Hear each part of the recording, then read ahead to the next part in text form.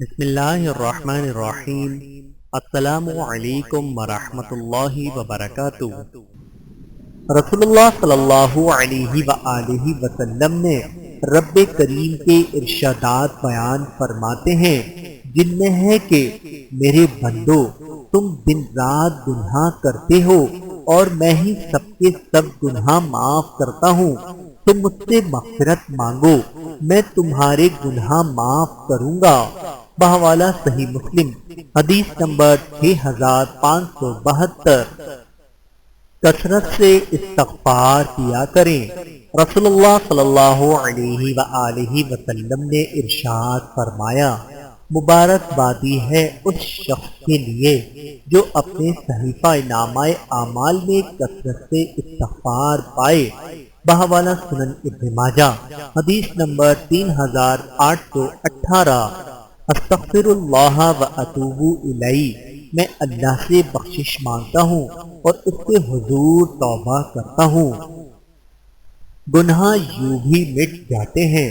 رسول اللہ صلی اللہ علیہ وآلہ وسلم نے ارشاد فرمایا، مومن کو کوئی تکلیف نہیں پہنچتی، نہ تھکاوٹ، نہ بیماری، نہ غم، حتیٰ کہ کوئی فکر بھی جو اسے فکر مند کر دے، مگر اس کے بدلے اس کے گناہوں کو مٹا دیا جاتا ہے۔ بحوالہ صحیح مسلم، حدیث نمبر 6568۔ تکبر دور کرنے کا ایک طریقہ۔ رسول اللہ صلی اللہ علیہ وآلہ وسلم نے ارشاد فرمایا، جو شخص اپنے سامان خود اٹھائے وہ کبر و غرور سے پاک ہو جاتا ہے۔ دنیا اور مومن۔ رسول اللہ صلی اللہ علیہ وآلہ وسلم نے ارشاد فرمایا، دنیا مومن کے لیے قید خانہ ہے اور قحط ہے۔ جب وہ دنیا سے نکلتا ہے تو قید سے اور قحط سے نکلتا ہے۔ بحوالہ مستدرک حاکم، حدیث نمبر 7882۔ خوش اخلاقی۔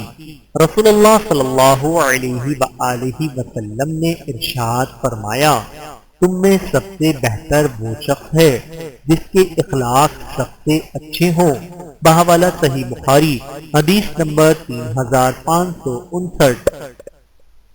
رسول اللہ صلی اللہ علیہ وآلہ وسلم نے ارشاد فرمایا، السلام قبل الکلام، بات چیت شروع کرنے سے پہلے سلام کیا کرو۔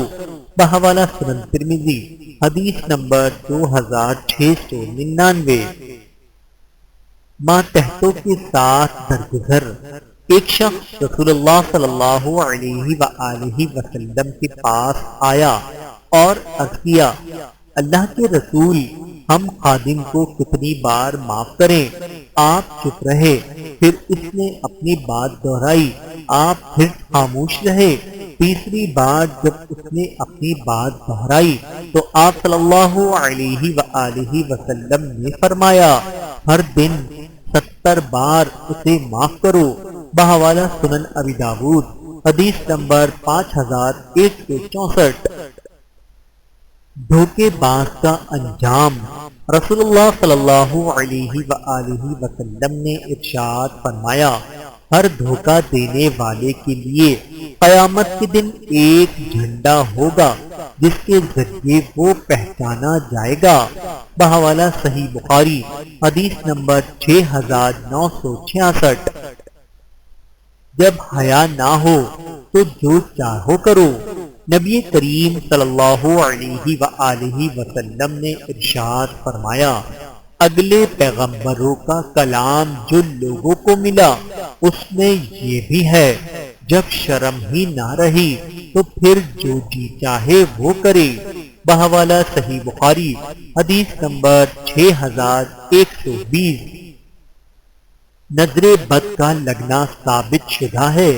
رسول اللہ صلی اللہ علیہ وآلہ وسلم کے ارشاد مبارک میں ہے، نظر کا لگنا حقیقت ہے۔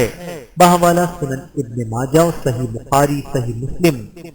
اللہ کی پناہ طلب کرو اس لیے کہ نظر بد حقیقت ہے۔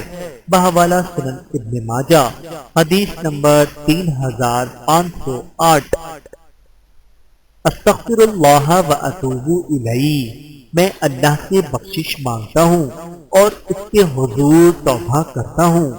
رسول اللہ صلی اللہ علیہ وآلہ وسلم نے فرمایا جس نے استغفار کو لازم کر لیا تو اللہ تعالیٰ اسے ہر غم اور تکلیف سے نجات دے گا اور ہر تنگی سے نکلنے کا راستہ پیدا فرما دے گا۔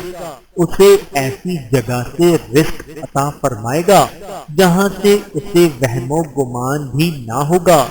بحوالہ سنن ابن ماجہ و سنن ابی داؤد۔ نیک عمل پر ہمیشگی کرنا اور درمیانی چال چلنا۔ نبی کریم صلی اللہ علیہ وآلہ وسلم سے پوچھا گیا کون سا عمل اللہ کے نزدیک زیادہ پسندیدہ ہے؟ رسول اللہ صلی اللہ علیہ وآلہ وسلم نے ارشاد فرمایا کہ جس پر ہمیشگی کی جائے خواہ وہ تھوڑی ہی ہو، اور فرمایا نیک کام کرنے میں اتنی ہی تکلیف اٹھاؤ جتنی طاقت ہے۔ بحوالہ صحیح بخاری حدیث نمبر 6465۔ اللہ تعالیٰ سے دعا ہے کہ اللہ تعالیٰ ہم سب کو سمجھنے کی اور عمل کرنے کی توفیق عطا فرمائے۔ آمین ثم آمین۔